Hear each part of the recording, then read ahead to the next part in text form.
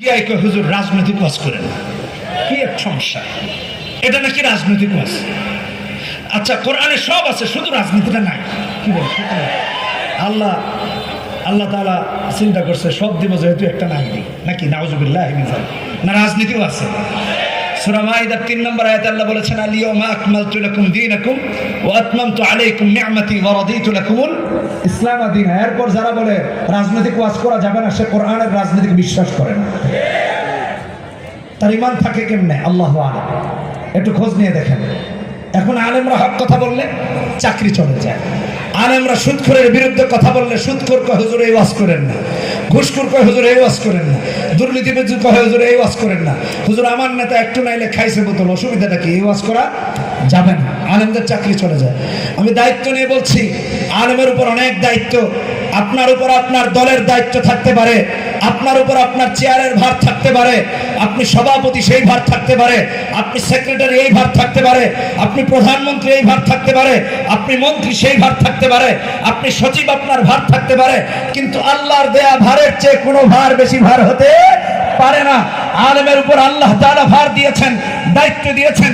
কোরআনে কারীম খুলে দেখেন, আল্লাহ রাব্বুল ইজ্জত ওয়াল জালাল কোরআনে কারীমে 169 নম্বর আয়াতে সূরা বাকারায় বলেছেন উলাইকা ইয়ালআনুহুমুল্লাহ ওয়া ইয়ালআনুহুমুল লাঈনুন ইন্নাল্লাযীনা আগাচ্চা বলছি ইন্নাল্লাযীনা ইয়াকতুমুনা মা আনজালনা মিনাল বাইয়িনাত ওয়াল হুদা মিন বা'দি মা বায়্যানাহু লিন-নাসি ফিল কিতাব উলাইকা ইয়ালআনুহুমুল্লাহ ওয়া ইয়ালআনুহুমুল লাঈনুন। যে আলেম হককে গোপন করে সুস্পষ্টভাবে জানার পরেও আল্লাহ তার উপর লানত করেন, এটা আলেমের উপর দায়িত্ব আল্লাহ প্রদত্ত।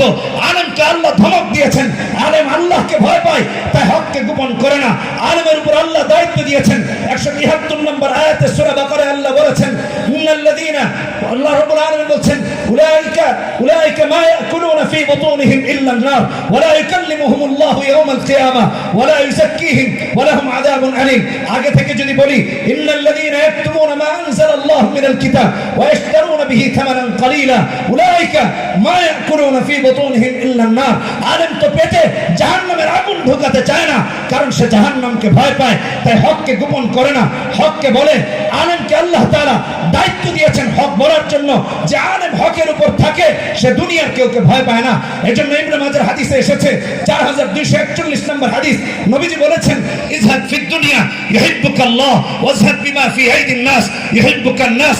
যে আলেম মানুষ থেকে মুখ ফিরিয়ে নেয় সে মানুষের প্রিয় হয়ে যাবে, যে দুনিয়া থেকে মুখ ফিরিয়ে নেবে সে আল্লাহর প্রিয় হয়ে যাবে। এজন্য আলেমের উপর অনেক দায়িত্ব। আলেম যেহেতু আলেম শিখে, এজন্য আল্লাহ তাআলা তার মর্যাদা আকাশচুম্বী করেছেন। আল্লাহ রাব্বুল আলামিন আলেমের মর্যাদার কথা বলতে গিয়ে কোরআন